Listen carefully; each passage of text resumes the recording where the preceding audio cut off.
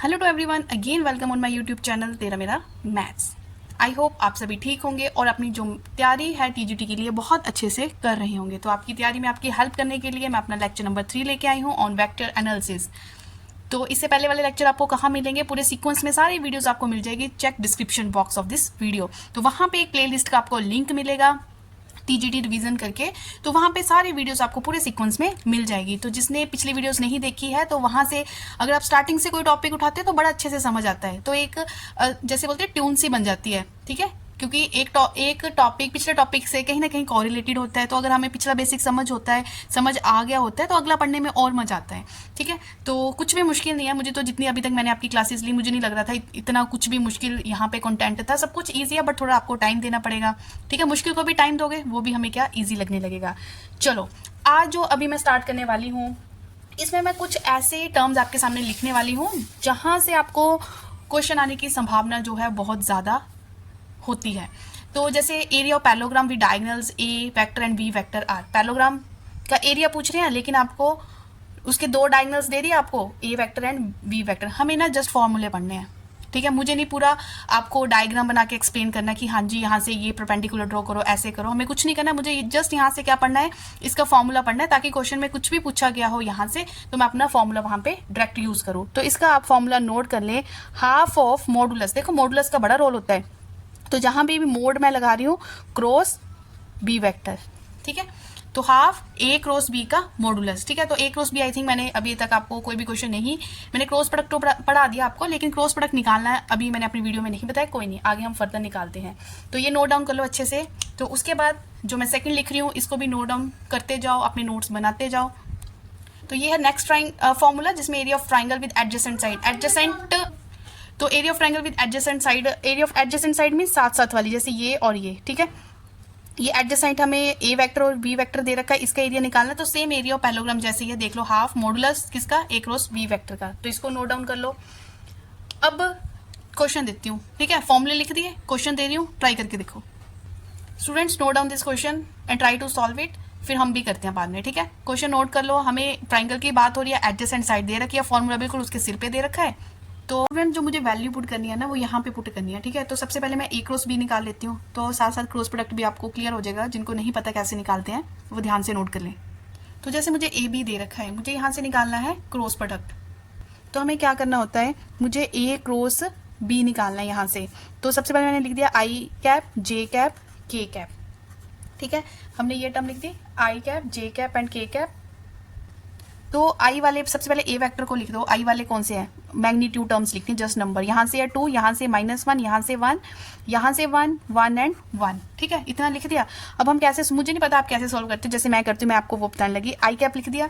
जब हमने आई कैप लिख दिया तो हमने क्या करना है, आई वाली टर्म को नहीं लिखना, अब हमें जे और के पे काम करना है। आप इसको क्रॉस कर दो, पहले ये इस साइड गया, ठीक है, -1, 1 से मल्टीप्लाई हुआ -1। जब हम इस साइड जाएंगे तो माइनस का पहले साइन लगता है, और 1 1 जा 1, ये लिख दिया।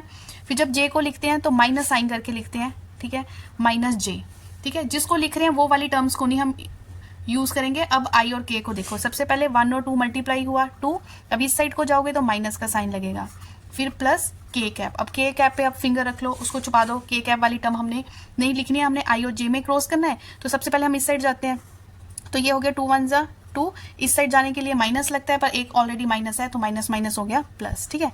बस इतना सा काम है, प्रैक्टिस कर लेना, बहुत क्वेश्चंस मिल जाएंगे, एनसीईआरटी की बुक्स खोलो प्रैक्टिस करने के लिए। तो यहाँ से बन गया -2 आई कैप, ठीक है, यहाँ से बन गया -j कैप, यहाँ से बन गया 3k कैप। ये मेरा क्या निकल गया, ए क्रॉस बी। तो हमें फॉर्मूला क्या होता है, जो हमने एरिया निकालना है ट्राइंगल का, उसमें मैग्नीट्यूड है।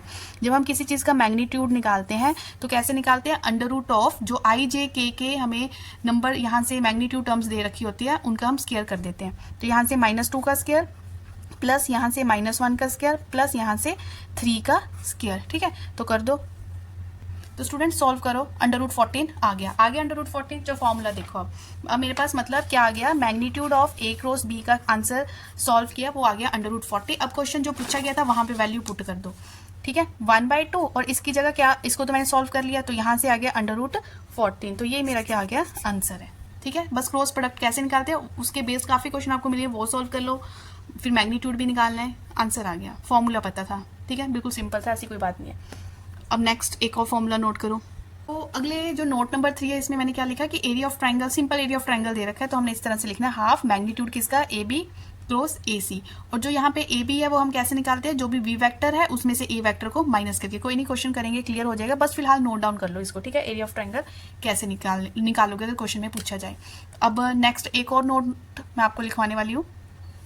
जो नेक्स्ट नोट है इसमें मैंने लिखा है relation between dot and cross product के बीच में रिलेशन आ जाए। तो जैसे मैंने कॉम्प्लेक्स नंबर में क्यूब रूट ऑफ यूनिटी पे उसकी वैल्यूज को बोला था, पी जाओ इसको अच्छे से संभालो आंखों में कि इसकी वैल्यू क्या है, क्योंकि वहां से शॉर्ट ट्रिक बनते थे जैसे हमें वैल्यू दिखती थी, है ना। तो उसी तरह बहुत क्वेश्चन पूछे जाते हैं जहाँ पे डॉट प्रोडक्ट और क्रॉस प्रोडक्ट का डायरेक्ट भी पूछा जा सकता है और इसके बेस्ड क्वेश्चन भी पूछे जा सकते हैं। अगर मुझे ये रिलेशन पता है तो मैं काफी क्वेश्चन इजिली निकाल सकती हूँ। तो इसको आप क्या कर लो, हाईलाइट कर लेना लिखते टाइम, ठीक है। तो इसको अच्छे से नोट डाउन कर लो। तो स्टूडेंट ये क्वेश्चन मैंने लिख दिया आपके सामने, ये कहीं ना कहीं पूछा गया है, तभी मैंने यहाँ पे प्रीवियस ईयर क्वेश्चन लिखा है। ए और बी वेक्टर दे रखे हैं, उनका मैग्नीट्यूड की वैल्यू दे दी, ए क्रॉस बी दे रखा है, डॉट पूछा गया है, ठीक है। समझो ये आपको पेपर में आ गया। अब मुझे क्वेश्चन में क्रॉस बी और डॉट बी दोनों की बात हो रही है। अब आएगा ना यहाँ पे काम, क्या आएगा, जो मैंने ऊपर रिलेशन लिखा। जिसको पता होगा कि क्रॉस प्रोडक्ट और डॉट प्रोडक्ट में क्या रिलेशन है, वो जस्ट ये वाला उठाएगा, यहाँ पे पुट करेगा और आंसर निकाल देगा। और जिसने नहीं देखा होगा वो रिलेशन ही बनाता रह जाएगा कि अब क्या करें, क्रॉस करते हैं, अच्छा ये करते हैं। तो जो चीज़ें मैं हाईलाइट कर रही हूँ उसको आप अच्छे से नोट करते जाओ, ठीक है। अच्छा लग रहा है तो वीडियो देखते देखते जरा लाइक वाले पर भी क्लिक कर दो। बहुत अच्छा कंटेंट मैं लेके आ रही हूँ, यही सोच के जैसे कि आप रियली यहाँ से तैयारी कर रहे हो, कुछ छूट ना जाए। जितना टाइम होता है उसमें मेरा यही मोटिव होता है कि मैं अपनी वीडियोज़ में अच्छे से अच्छा कंटेंट ऐड करूँ, ताकि उन स्टूडेंट्स को बहुत हेल्प हो जिनका सोर्स सिर्फ यहाँ से वो यूट्यूब से ही पढ़ रहे हैं, कहीं कोचिंग नहीं ले रहे या महंगी बुक्स नहीं ले सकते। तो कहीं ना कहीं एक आधे स्टूडेंट को तो हेल्प हो ही रही होगी। तो रिलेशन अब का यूज़ करते हैं हम अपने इस क्वेश्चन में। तो स्टूडेंट्स मैंने ये रिलेशन लिख दिया आपके सामने, ठीक है। अब क्या क्या दे रखा है मुझे, मैग्नीट्यूड ऑफ ये देखो ये भी वैल्यू दे रखी है, मैग्नीट्यूड ऑफ ए और मैग्नीट्यूड ऑफ बी की वैल्यू दोनों की 5 है। तो जब यहाँ पे मैं 5 पुट करूँगी तो 5 का स्क्वायर यहाँ से 25 बन जाएगा, 5 का स्क्वायर यहाँ से 25 बन जाएगा। चलो ये भी हो गया। और क्या दे रखा है हमें, इसका मैंने यूज़ कर लिया। ए क्रॉस बी दे रखा है और ये तो हमें निकालना है, मतलब ये चीज़ मैंने निकालनी है। इसको मैं एक्स मान, चलो ये तो मुझे पता नहीं, ये तो पूछा ही गया, निकालना है हमें, ठीक है। ये मैंने यहाँ लिख दिया। लेकिन ए क्रॉस बी गिवन है, यहाँ पे मैं साइड में लिख देती हूँ कि मुझे ए क्रॉस बी कितना दे रखा है। मुझे ए क्रॉस बी दे रखा है 4i cap minus 3k cap, जे नहीं दे रखा, ठीक है। जे नहीं दे रखा तो 0 ही होगा, है ना।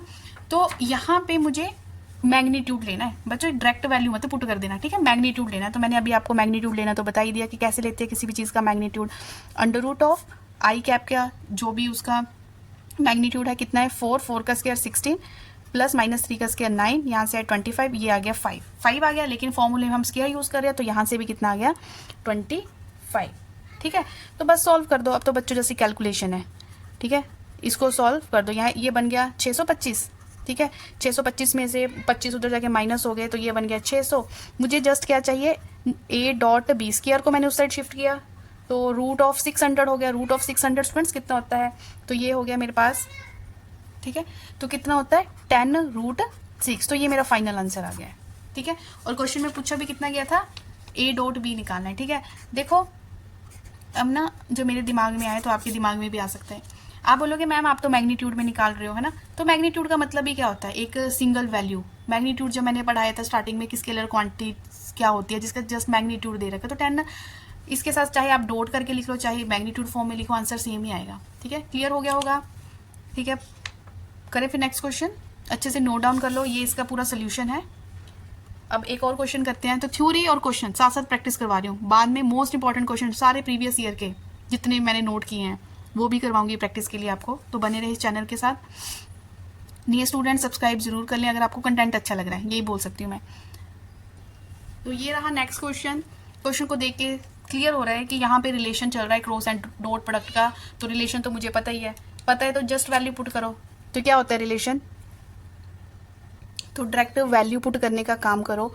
ये इतनी टर्म तो हमें 144 दे रखी है तो सीधा हमने 144 पुट कर दिया, ठीक है। और ये भी दे रखा है, ये 4 का स्क्वायर कितना हो गया 16, और ये चीज़ हमें फाइंड आउट करनी है। तो स्टूडेंट्स निकाल के देख लो, मैंने डायरेक्ट सॉल्व कर दिया आपको, ठीक है, कि आपका 3 आंसर आ रहा है या नहीं आ रहा है। तो एक क्वेश्चन अब मैं आपको डू योर सेल्फ, ठीक है, नेक्स्ट वीडियो में मैं उसका आंसर आपको बता दूंगी। तो जो ये नेक्स्ट क्वेश्चन है इसको आप अच्छे से रीड करो। जो ये क्वेश्चन है, ये बाकी क्वेश्चन जो अभी मैंने किए उससे थोड़ा सा ये है डिफरेंट, ठीक है। मैं देखती हूँ कि आप अपनी बेसिक नॉलेज के इस क्वेश्चन में यूज़ कर रहे हो या नहीं कर रहे हो। तो ये आंसर करें और आंसर को कमेंट सेक्शन में बताएं। तो जो नेक्स्ट टर्म है वो है scalar triple product. Scalar triple product पे जस्ट आज मैं इसको डिफाइन ही कर रही हूँ, क्योंकि अभी मैं प्रीवियस ईयर के क्वेश्चंस देखूंगी कितना मटेरियल यहाँ से पूछा गया है, तो उसी के अकॉर्डिंग मैं आपको कराऊंगी। तो इसका नोटेशन देख लो। स्केलर ट्रिपल प्रोडक्ट को हम इस तरह नोटेट करते हैं और फर्दर आगे वो डायरेक्ट यहाँ से फॉर्मूला भी पूछा जा सकता है। तो हम इसको इस तरह से लिखते हैं, ठीक है। ए डॉट बी क्रॉस सी, ये फॉर्म भी हो सकता है पहले 2 के साथ क्रॉस हो, तीसरे के साथ डॉट हो, किसी भी नोटेशन में हो तो वो सही है, ठीक है। ये स्केलर ट्रिपल प्रोडक्ट का नोटेशन है। तो फिलहाल आप यही नोटेशन को नोट करें। आज मैं ये वीडियो यहीं पे ख़त्म करती हूँ।